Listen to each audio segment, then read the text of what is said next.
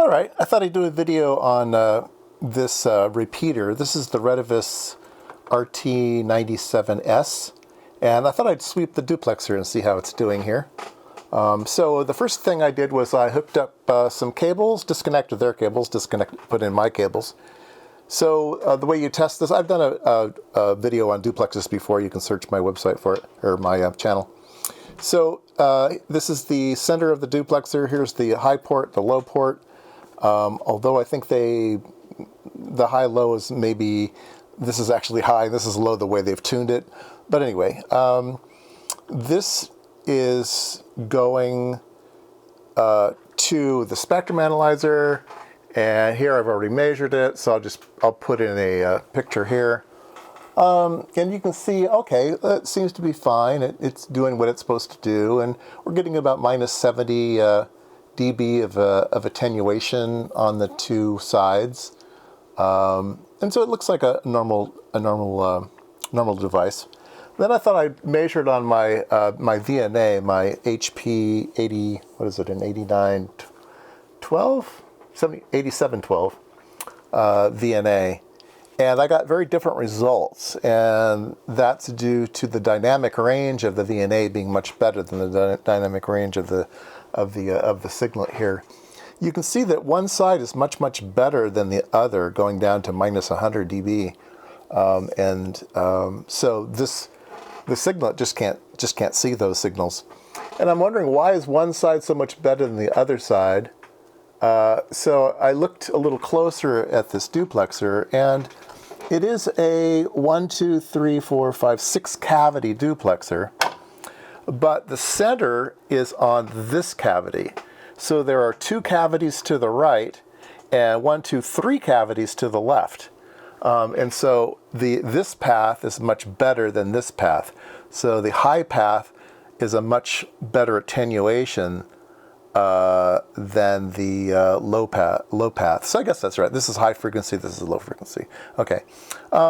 So yeah.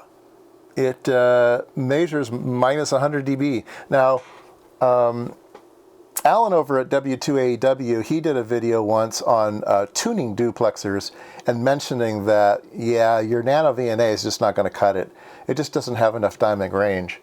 And it's possible that even this doesn't have enough dynamic range to do it well. So yeah, the better the instrument, the better your results. So a really good VNA is really good. I'm sure a really good spectrum analyzer would be really good too. So people are going to point out that I can get better performance out of my spectrum analyzer by changing the resolution bandwidth, and I did.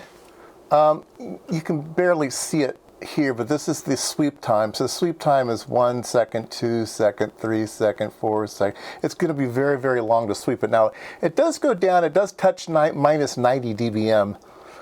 So you are able to see deeper, but the sweep time is so slow. It's just not going to be able. It's just not going to be usable for tuning. You need a quick update for tuning. You need a real-time feedback. So even though it could get there, maybe eventually, I've gone down to, how far did I go down? I've gone down to 1 kilohertz of resolution bandwidth. You know, this thing will go down to, what, 10 hertz? How far would this thing go? 30 hertz. It'll go down to 30 hertz, and it would just take a couple hours to sweep this thing. Yeah, it'd be really slow. But anyway, just a quick video for people curious about these duplexers. You know, hooking it up a second time just to prove this point, I did notice that the really good performance is actually on the short side, not the long side. So now I don't know what's going on. I don't know if they had the long side to broaden I don't know.